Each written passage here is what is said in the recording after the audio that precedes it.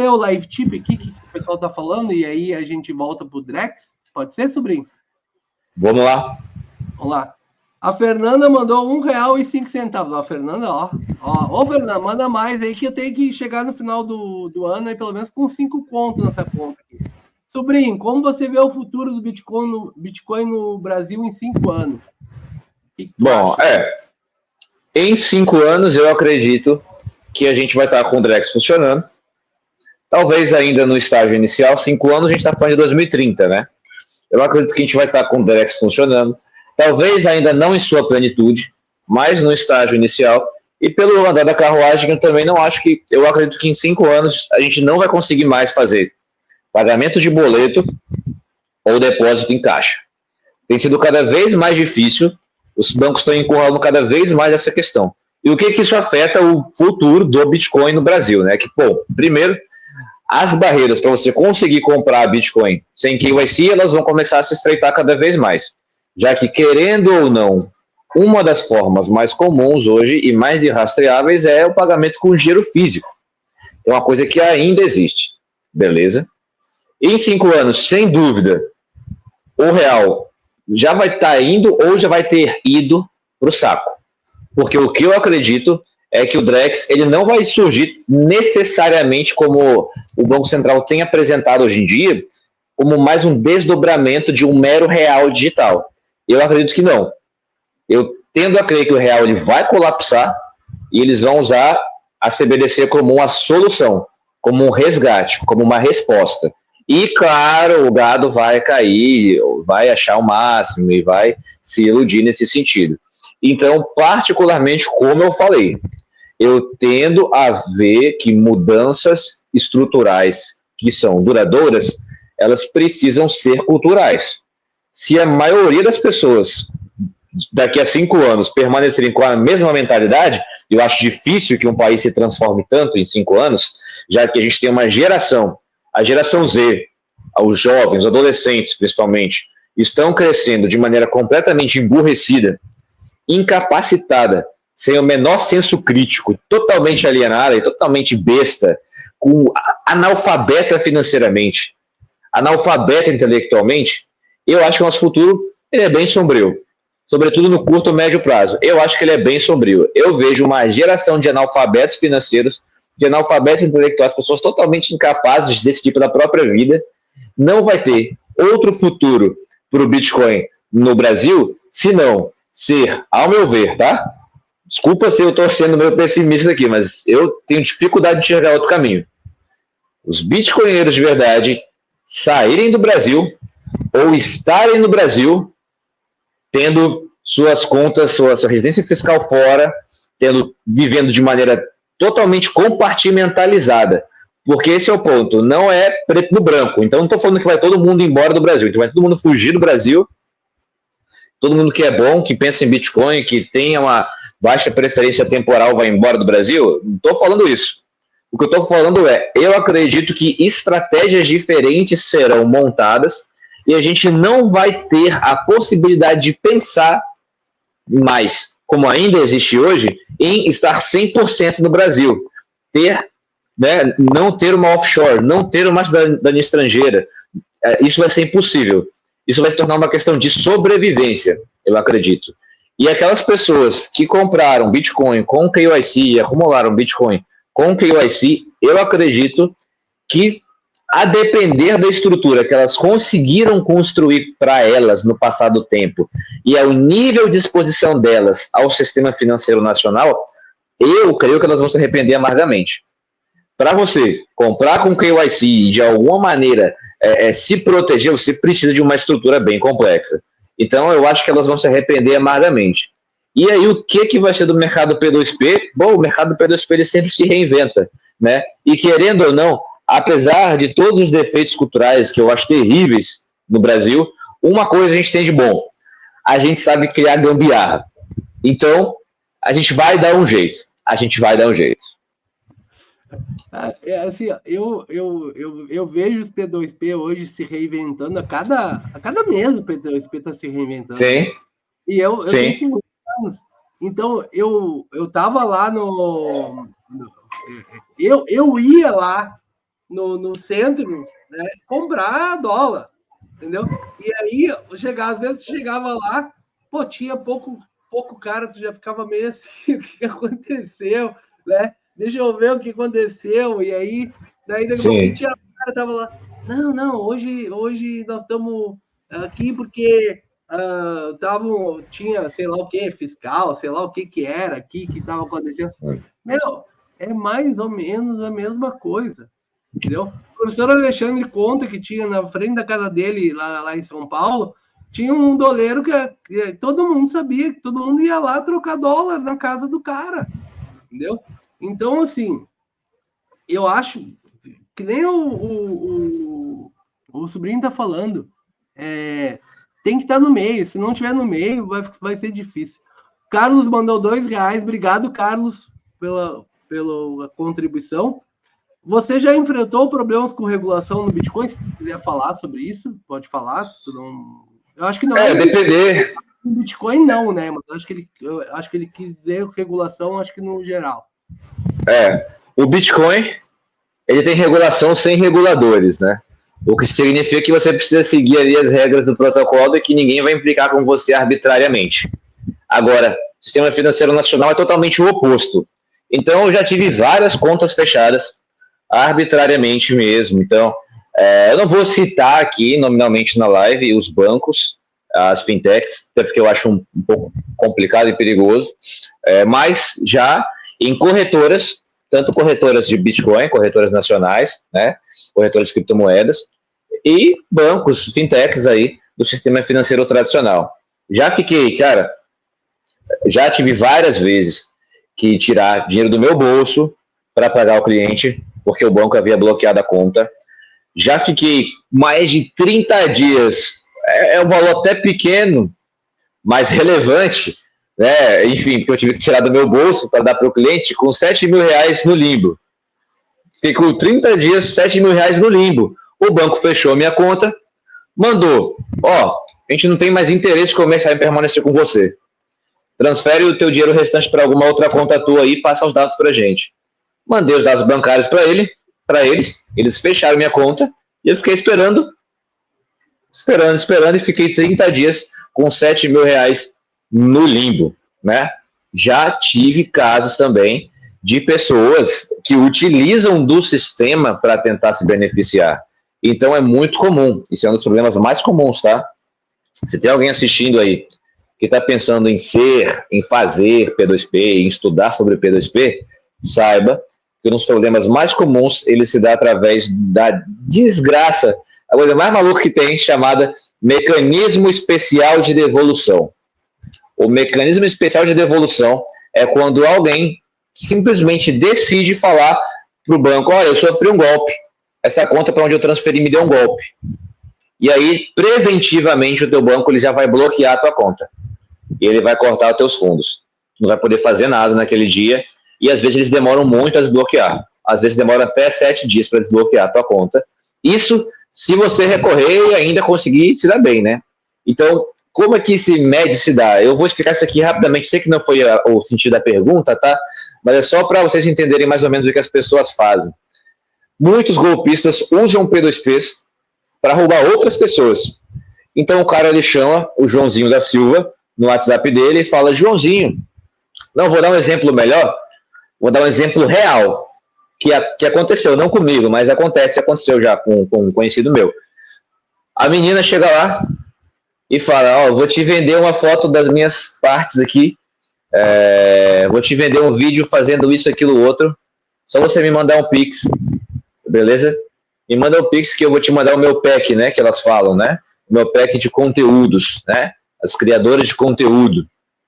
E aí o trouxa vai lá e fala, eu quero, tá muito barato, não sei o quê, enfim.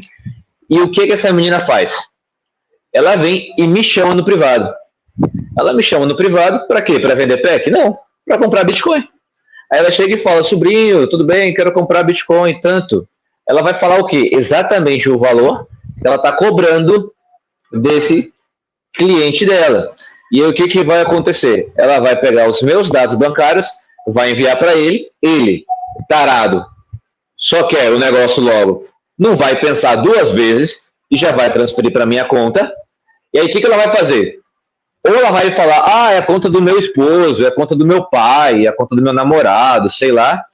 Ou ela vai até, pior, tá? O negócio mais sofisticado que existe, ela vai pegar uma foto do cara, descobrir o nome do cara e criar um perfil com o nome dele para se passar por ele falando comigo.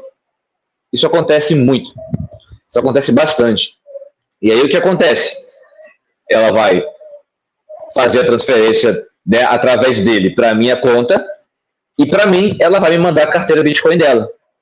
E no que ela vai fazer isso, eu vou executar a transação e vou transferir o Bitcoin para a conta dela.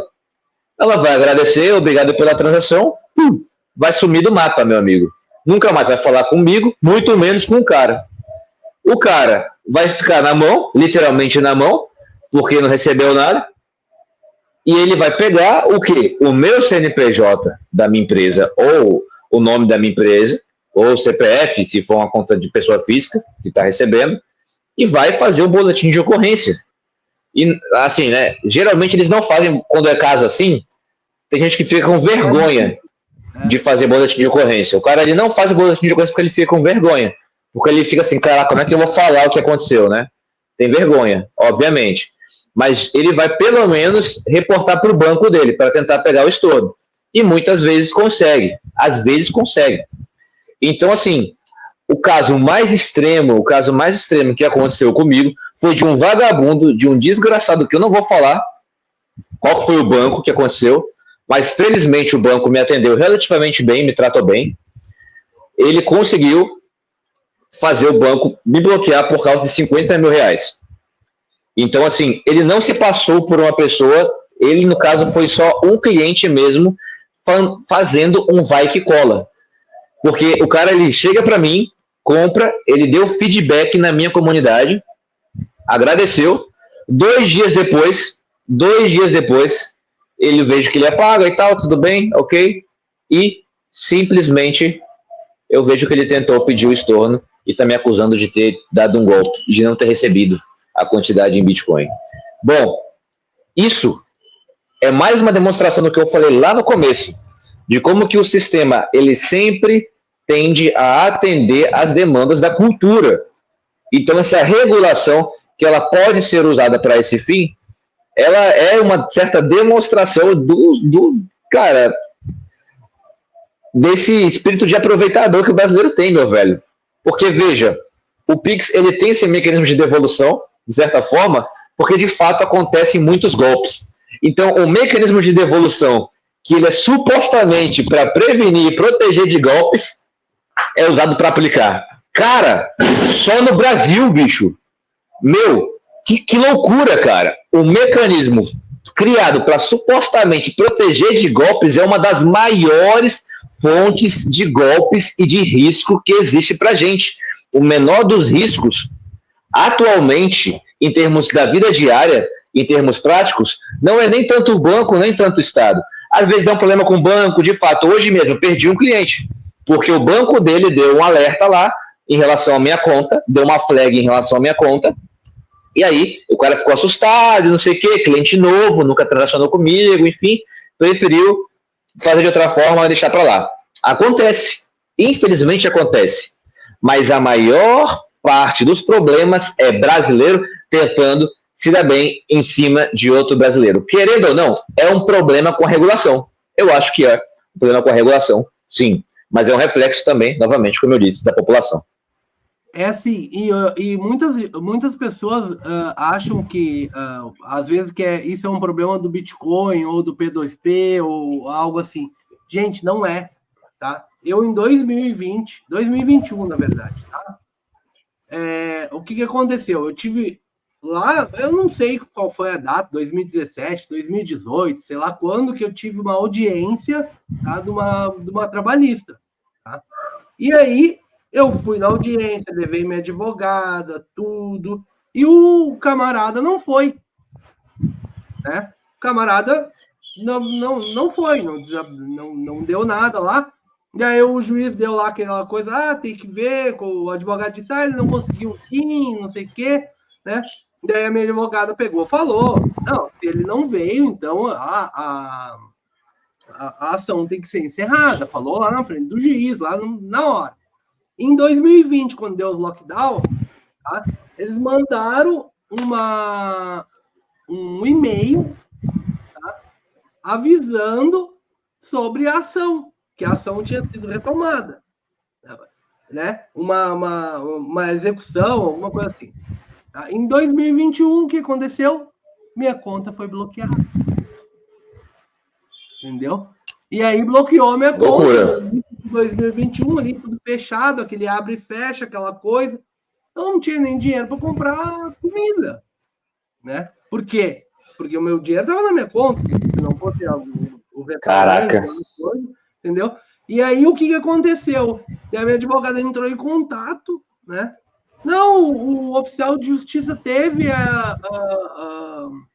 entregou a intimação no shopping, foi entregue a intimação para não sei quem, blá, blá, blá, tá?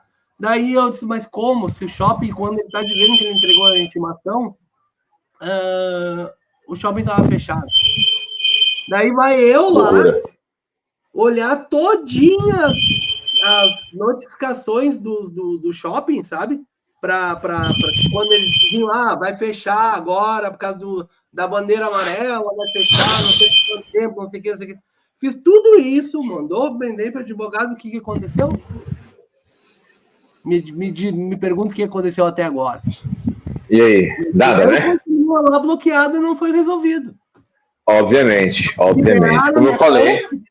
Porque depois de um tempo teve que liberar, né? Porque a advogada ficou pressionando. Como eu falei, a burocracia ela não é um problema. A burocracia é o próprio sistema funcionando.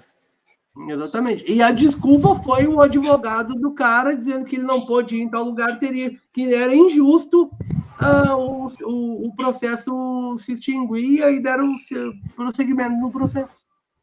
Entendeu? Loucura, cara. É loucura. Então, isso não é uma coisa do P2P, isso não é uma coisa. Sim. Então, o mecanismo ele é satânico. Ele é satânico. Sim. Matheus mandou 300 sat. Bom, aqui a pergunta que acho que nós até respondemos. Tem algum risco de usar P2P para Bitcoin hoje? Cara, então... o sistema, é o brasileiro, né? Por exemplo, eu dei exemplo aqui de situações que já aconteceram comigo. Então, vê, eu tive uma situação que eu fiquei com a conta com 8 mil reais bloqueados 2 semanas. E eu precisava desses 8 mil reais para executar a negociação. O que é eu executar a negociação? É eu pegar esses 8 mil reais, transformar isso em Bitcoin, eu posso tirar minha taxa tanto antes quanto depois e enviar para o cliente. Eu estava começando ainda a fazer P2P nessa época. E como o cliente confiava em mim, o cliente me conhecia, ele simplesmente fez, sabe o quê? Ele esperou. Ele esperou o banco desbloquear. Foi algo simples, foi algo rápido.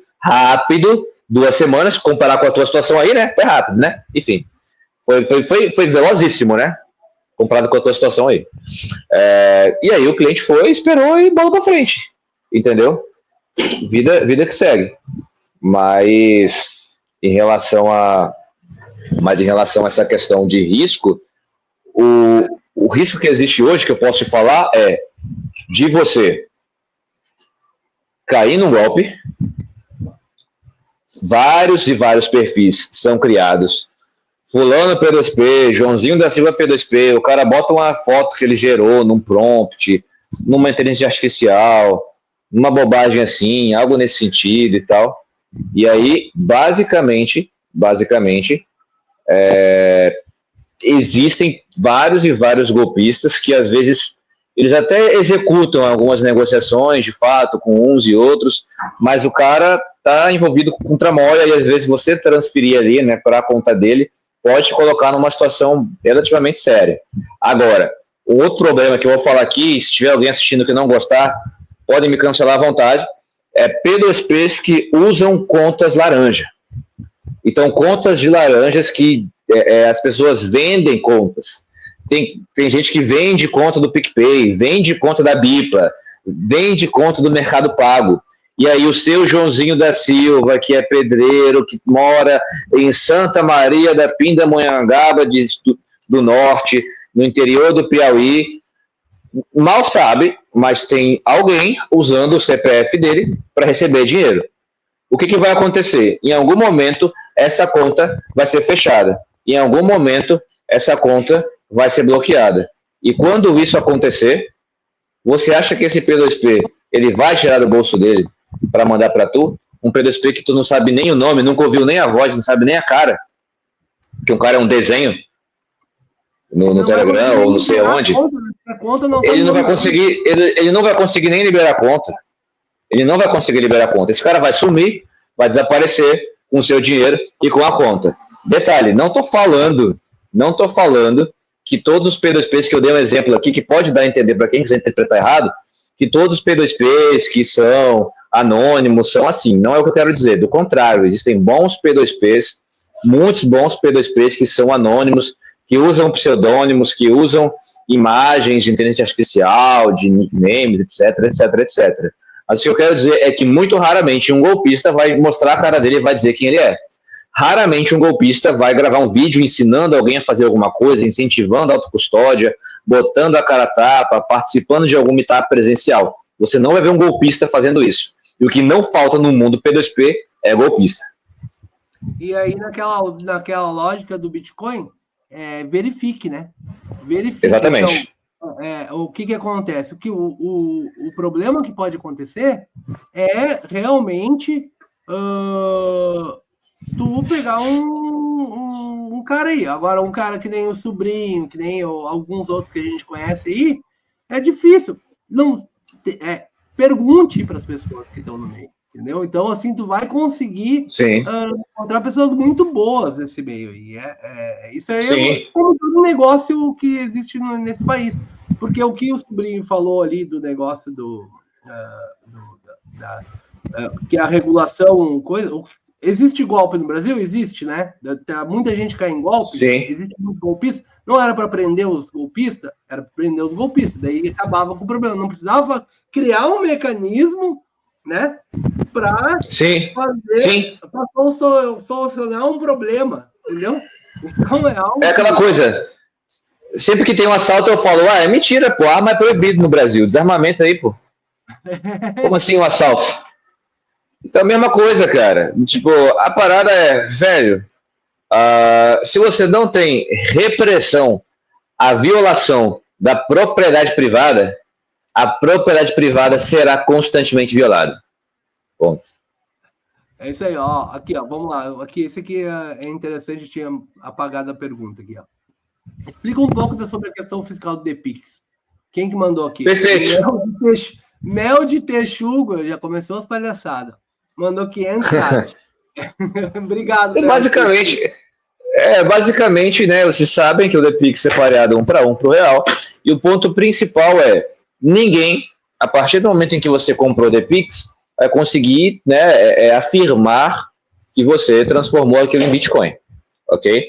Então, você tem uma rede que é opaca, a rede Liquid, ela usa tecnologias como os Pedersen's Commitments, os Confidential Transactions, etc. A gente tem estudado, né, isso é uma coisa que pode chamar outras pessoas para falarem com mais detalhes sobre isso mais para frente, mas em breve também o DPix ele vai estar operando dentro da Lightning. Então, a gente já tem feito testes, já tem estudado e caminhado nessa direção.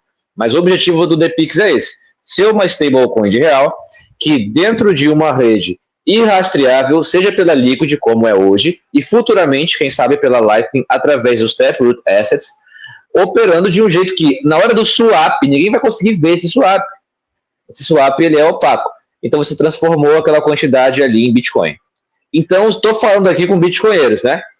O ponto é, você sabe que você está comprando Bitcoin para o teu filho, você está comprando Bitcoin para o teu neto, teu bisneto de preferência.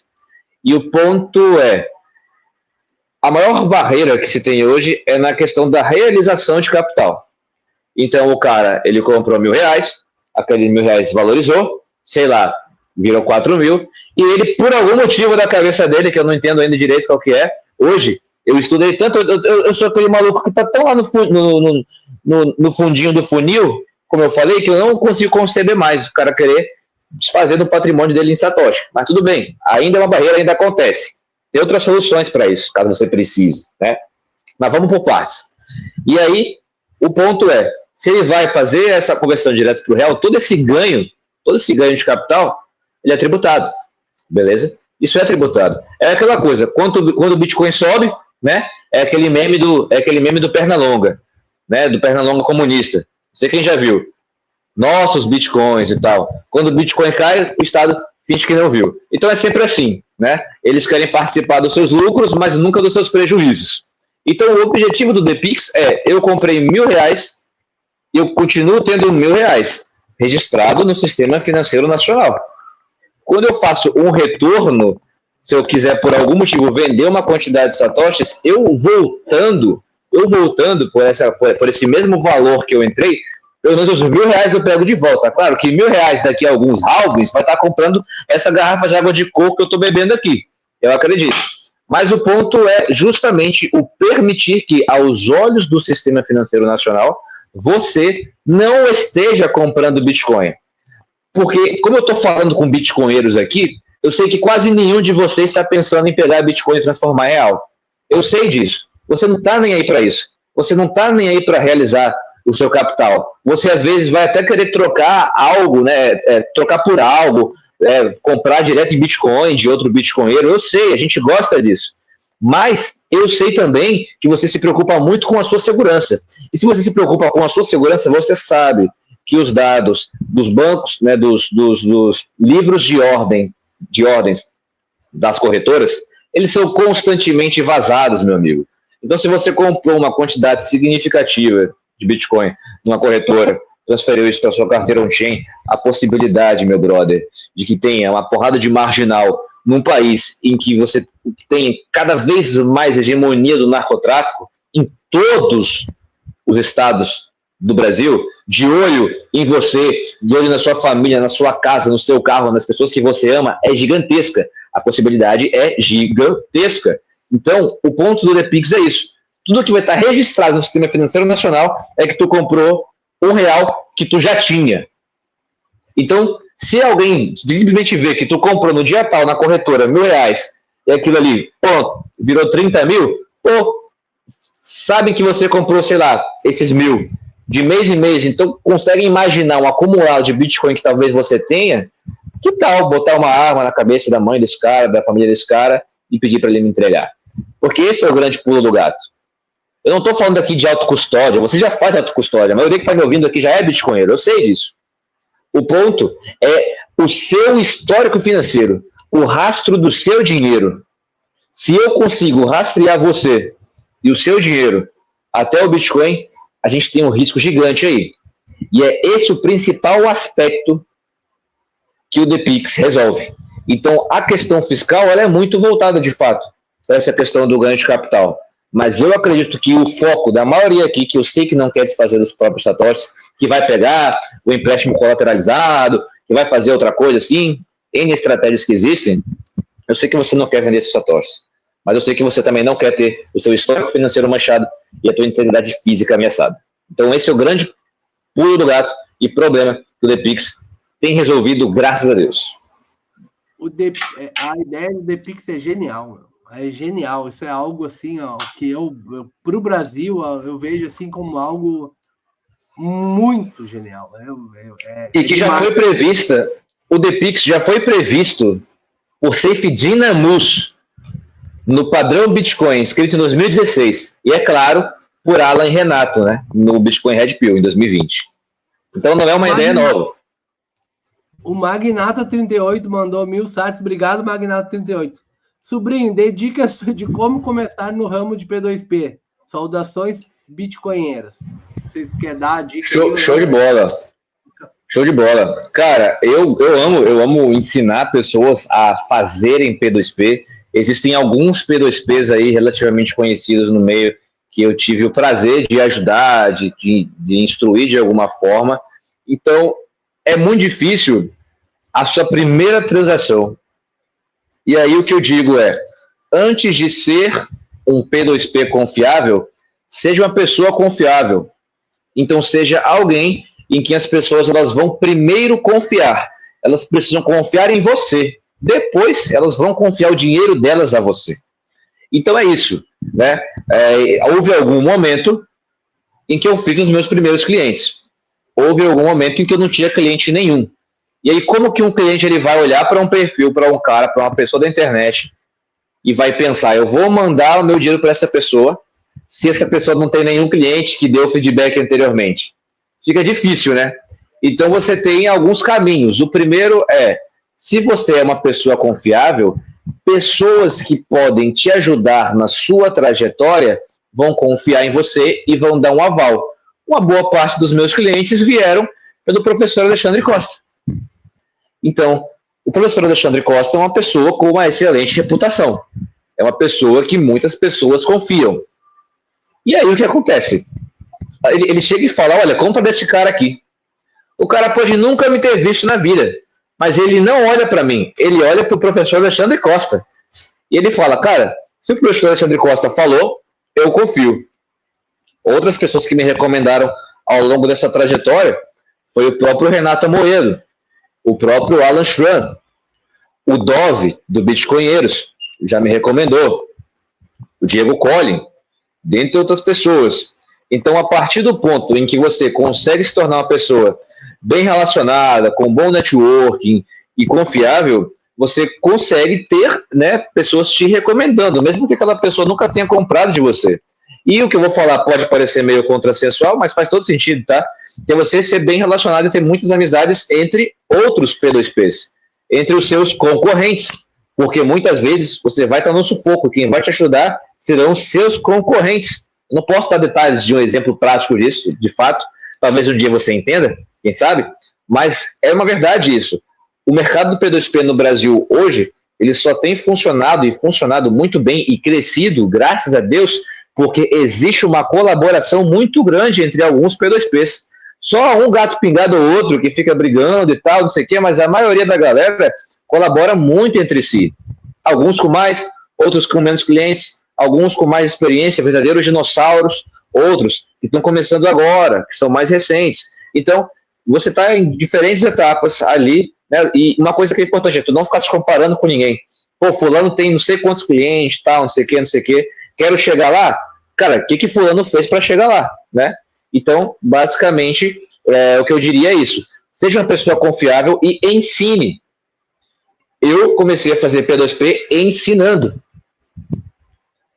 Eu não vou entrar em detalhes aqui, mas muito da minha vida pessoal hoje mudou graças ao P2P.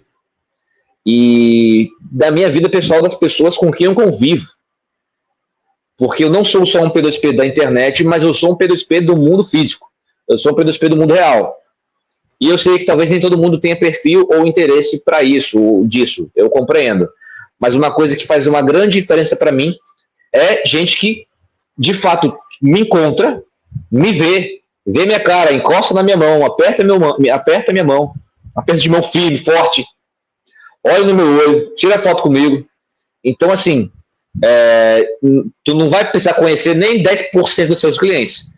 Mas se um cliente teu, às vezes, te conhecer pessoalmente, e aí, de alguma maneira, falar, conheço esse cara aqui e tal, já falei com ele, já saí para tomar um café com ele, por exemplo, isso vai fortalecer muito, muito a sua rede. Muito a sua rede. E a parte da tecnologia e a parte da regulação, de certa forma, ela vai ser, digamos assim, a última, o que vai vir depois, porque você pode ter todo o aparato, meu velho. Se não tiver cliente, esse aparato vai ser inútil, vai ser um gasto em vão. E aí essa outra parte, que é a parte mais complicada, você me chama, a gente faz uma consultoria, te ajuda aí, a gente toca o barco, começa a caminhar, começa a construir todo o passo a passo para você começar a operar como P2P. Isso aí, show de bola. Eu não vou dizer que eu não vou dar exemplo de P2P, mas eu vou dar exemplo que acontecia quando eu ia comprar dólar, tá? O que acontecia? O cara que eu ia comprar dólar, às vezes ele não tinha o dólar. E aí ele falava, ô fulano, tu tem aí $1.000 para me emprestar aqui agora que eu tô fazendo um negócio? Assim, é simples, quando tu tá bem no mercado e quando tu tá fazendo as coisas certas, todo mundo te ajuda, né? Então, Isso Exatamente. é algo que acontece, né? Ó, o Marcos é um amigão meu aí que eu conheci nas mentorias, é contador também, nas mentorias aí que eu tô fazendo para me desbloquear na internet. E uma coisa importante, ó, o que o sobrinho tá falando aí, outra coisa é o que eu tô fazendo. E por que eu tô aqui hoje? Por que antes eu era açougueiro e agora eu sou Leandro? Por que eu tô aqui? Porque o cara, o seguidor que tá mandando dinheiro pro produtor de conteúdo, tá? O produtor de conteúdo está confiando que eu vou guardar esse dinheiro e vou entregar para ele. Então, se eu não for uma pessoa confiável, o produtor de conteúdo não vai querer fazer negócio comigo. Ele vai fazer com a outra empresa, ou vai querer um Pix na conta, ou vai querer coisa assim. Então, a gente tem que ser confiável, a gente tem que se demonstrar primeiramente confiável, as pessoas têm que confiar na gente para depois poder fazer negócio comigo. Se eu não fosse uma pessoa confiável, o professor Alexandre nunca ia colocar o live tip no canal dele, no YouTube, que tem 80 mil inscritos. Então, isso é o mais importante. Primeiro, você ser uma pessoa confiável, que as pessoas vão confiar em você. Marcos, obrigado. Marcos mandou R$5. Brigadão, Marcos. Você acredita que no futuro será possível de se ganhar dinheiro com criptomoedas como nos dias de hoje? E qual o caminho? E aí? Tá.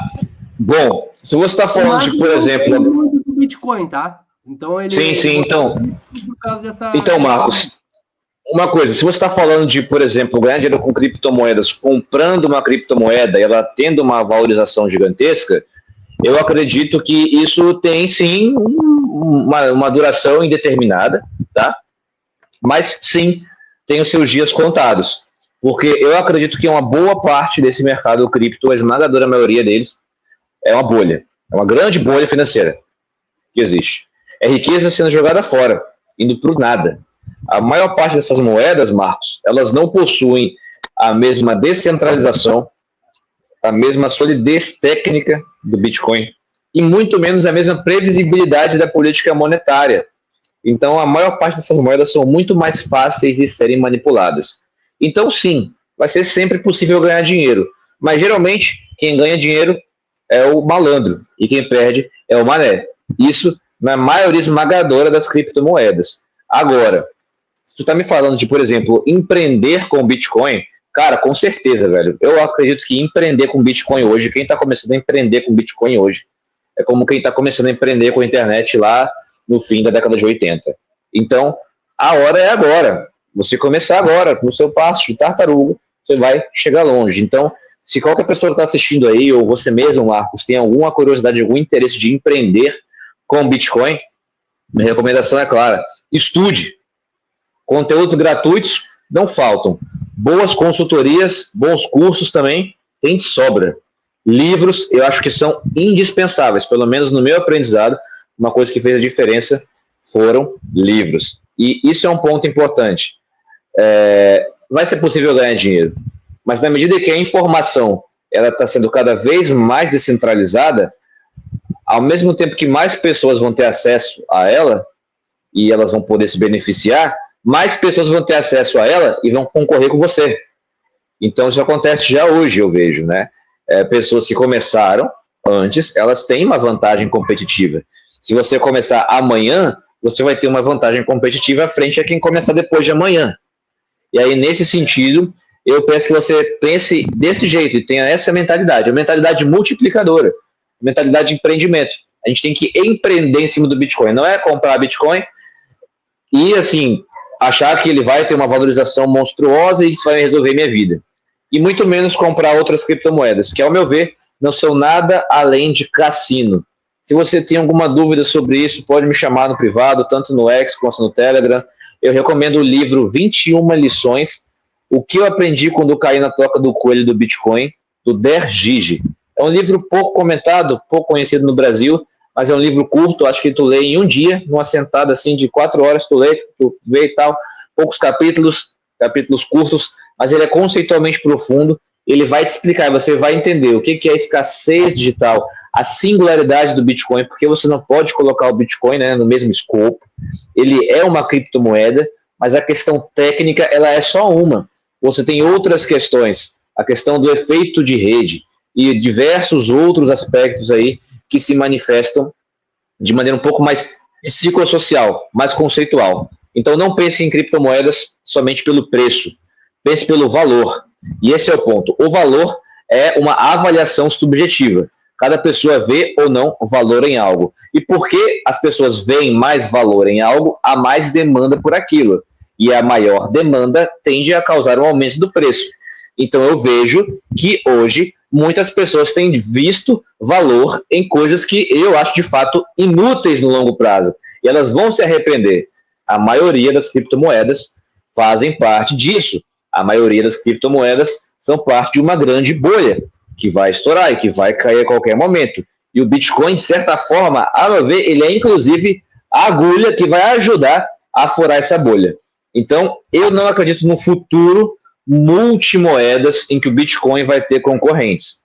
Eu acredito sim que ou o Bitcoin vai vencer de fato e, né, todo esse sistema fiduciário que inclui a maioria das criptomoedas vai se tornar obsoleto, ou, de alguma maneira, através dos CBDCs, através do controle social, etc., as pessoas elas vão, de alguma maneira, ignorar o Bitcoin. Porque, como o Leandro falou no começo, é impossível proibir o Bitcoin. Mas você pode convencer o gado a ir numa outra direção, né? Show de bola. Vamos ver quem tem mais. Ó, o Celso mandou. O Celso é outro amigão aí, ó, também que conheci na. Mandou R$5. Obrigado, Celso. Como um aposentado que é refém do sistema pode começar a usar o Bitcoin ou outra moeda digital? Essa barbada para sobrinha. Essa ele vai matar de... Rapaz, basicamente, eu vejo Celso, né? Então, Celso, se você está falando de você, não sei se é de você, ou do seu pai, ou de algum parente seu, ponto... Eu vou te dizer, o Celso ele tem 74 anos, vai fazer 75 agora, tá? Legal. Entrando no digital agora, ele tem um domínio gigante da informática, já está fazendo live pelo StreamYard, ele sabe usar CapCut. Massa. E se ele entender... Ele não fez uma live com você ou eu estou confundindo? Fez uma live, né? Fez. Eu vi algumas partes e tal, sim. Se ele entender o Bitcoin, ele começa a usar rapidão. É só tu só tu dizer aí como ele consegue. Então, Celso, primeiramente, bem-vindo ao Bitcoin, tá? Bem-vindo ao planeta Bitcoin. E eu acredito que, para você que está chegando no digital agora, é muito simples, é muito mais simples do que parece, né? Se você já conseguiu usar aqui o StreamYard, se você consegue usar o WhatsApp, se você consegue usar o próprio Pix, o Bitcoin é uma lambuja, é muito fácil, é muito tranquilo. Então, eu diria que o primeiro passo é o senhor testar a rede Lightning. A Lightning Network, ela é a nossa rede de pagamentos rápidos, tá? De pagamentos instantâneos. Ela é aquele dinheiro que tu bota no bolso, vai na rua, compra água de coco, compra um pão, compra uma carne e vai para casa. A Lightning Network, ela é a que viabiliza, majoritariamente no mundo todo, o uso de Bitcoin em microtransações em estabelecimentos. Como é que tu vai usar a Lightning Network, né? Tu pode baixar no seu celular a Wallet of Satoshi ou a Blink Wallet, enfim, alguém pode recomendar várias outras aí, mas eu diria que essas duas são mais simples de usar. Tem a do Hugo lá de El Salvador também. Sim, tem várias opções. Eu acho que o negócio é baixar e ver qual que se adapta melhor, mas eu acho que essas duas são bem simples, essas duas que eu falei. Particularmente, eu sou bem familiarizado com elas. A entrada ao Wallet of Satoshi é a melhor, porque daí não tem muito... Sim. É tranquilo. E aí, o que eu acredito é, Celso, a primeira coisa é você pensar no Bitcoin e no uso do Bitcoin em termos de compartimentalização. Então, você vai entender primeiro o conceito, o objetivo do Bitcoin, que é resolver o problema do dinheiro fiduciário. Se você entender o problema do dinheiro fiduciário, a motivação pessoal que você vai ter de ir em direção ao Bitcoin, de estudar mais sobre ele, de comprar mais, já vai aumentar infinitamente. Já vai aumentar muito. Agora, tendo entendido, né, tendo passado, digamos assim, por esse processo, como você tem 74 anos, você pode separar em 3 compartimentos, por exemplo. Então, uma quantidade que você quer acumular para usar num curto prazo, talvez daqui a 1, 2 anos, algo assim. Pensar numa quantidade para um médio prazo e, é claro, pensar aí nos seus filhos, nos seus netos, nos seus bisnetos, etc. Eu vejo o Bitcoin como riqueza geracional, Celso. Então, se você quer que os seus filhos, né, se aposentem, eu não sei quantos filhos você tem, se você tem filhos também, mas veja, a gente tem visto um desmantelamento muito grande das famílias recentemente. A gente tem visto as famílias deixando de ter um patrimônio. As famílias, elas não têm condição financeira de mais nada. Um jovem não consegue mais comprar uma casa, comprar um carro, tá tudo, né, realmente se esfarelando. O sistema financeiro fiduciário, ele foi acelerado ao extremo no dia 15 de agosto de 1971, pelo choque Nixon, que encerrou o padrão ouro-dólar. E aí, depois, se você quiser, posso te enviar alguns conteúdos sobre isso, o Leandro também pode te enviar algumas coisas sobre isso. Tem muito conteúdo sobre isso. E desde que esse padrão ouro-dólar ele acabou, digamos assim, o padrão ouro, que existia anteriormente, ele estava lá sob a ajuda de aparelhos. Em 71, é quando aquele apito lá, né, do médico dá, pronto, óbito declarado. E a gente entra nessa plenitude de inflação, de constante desvalorização do dinheiro. Todo o sistema financeiro fiduciário que estava encolhido, ele se soltou, está livre, leve e solto, para desvalorizar o seu dinheiro cada vez mais. Você entendendo que isso é uma das causas para que talvez, por exemplo, seus filhos ou seus netos não tenham conseguido ou não consigam construir mais coisas como você, porque na época deles as coisas desvalorizam muito mais rápido, vai entender como que o Bitcoin pode salvar o futuro, não só seu, mas dos seus filhos, dos seus netos, de toda a sua família. E é claro, é um estudo de passo a passo, uma coisa de cada vez. Uma das coisas mais importantes, né, para quem está na cidade, é o desenvolver a neuroplasticidade, né? Botar a cabeça para trabalhar, para evitar ficar acomodado, doenças como Alzheimer e outras coisas assim. Então, o Bitcoin é uma excelente forma de você desenvolver a neuroplasticidade. O senhor vai aprender uma série de coisas novas, uma série de coisas interessantes, vai conhecer pessoas novas, vai conhecer pessoas interessantes, né? E aí vai começar a planejar a questão sucessória. Então, como é que eu vou deixar o Bitcoin para o meu filho, para o meu neto, para minha esposa, para o meu sobrinho, para minha sobrinha, para o meu funcionário, para o meu amigo, etc. Então, é um mundo novo que você está entrando, Celso. O importante é você entender o problema do dinheiro fiduciário. Isso vai te motivar a se mover em relação ao Bitcoin. E você vai começar a aprender como é que eu crio a minha própria carteira. Você vai anotar as palavrinhas ali, tu vai abrir a carteira no celular, tu vai transferir um valor, tu vai baixar aquele aplicativo em outro celular, vai colocar as mesmas palavrinhas e vai ver aquele valor nos dois lugares, vai entender, né, como é que funciona essa questão de uma rede que não é centralizada, que o seu dinheiro não está na mão de ninguém, e tudo isso é um passo de cada vez, é um passo a passo. Ah, mas eu já tenho 74 anos. Não tem pressa e não é tarde. Apenas caminhe, sabe?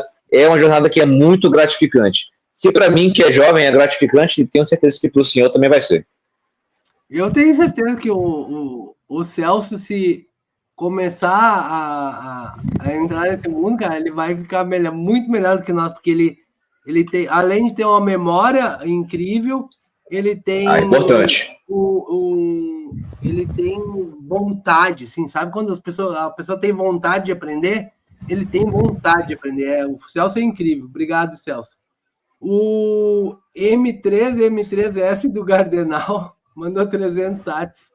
Você consideraria golpista um P2P que anuncia vende de Pix para os seus clientes? Eu não entendi o que é isso. Não sei se é alguém. Eu também não entendi. Mas basicamente o DPix ele é um gateway, né, para você converter em Bitcoin. E aí tanto o P2P pode fazer isso quanto o próprio cliente, né? Então o objetivo final é sempre ter o Bitcoin. Não tem ninguém que está enganando ninguém aqui, né? Todo mundo é adulto. A pessoa sabe muito bem para onde o dinheiro dela está indo, tipo, de onde ele está indo, para onde ele vai.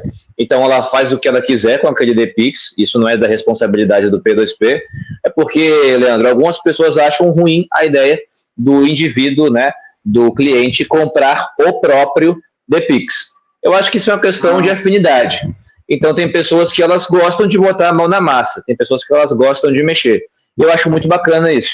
Né? Eu acho que tem clientes que gostam de ver todo o processo acontecendo. E, para mim, enquanto P2P, eu tenho menos esforço, eu tenho menos trabalho. Então, se o cara ele quer pegar o DPix e transformar em Bitcoin, pô, eu vou ficar... Não, deixa ele fazer isso.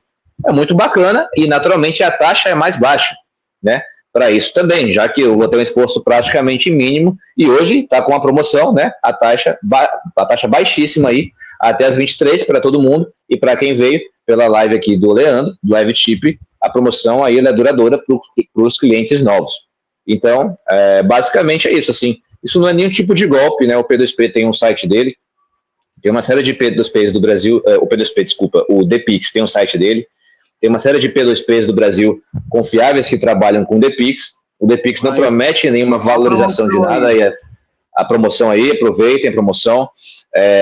Até R$500, 2%, de 500 a 1.000, 1%, de 1.000 a 3.000, 0,5%, de 3.000 a 6.000, 0,25%.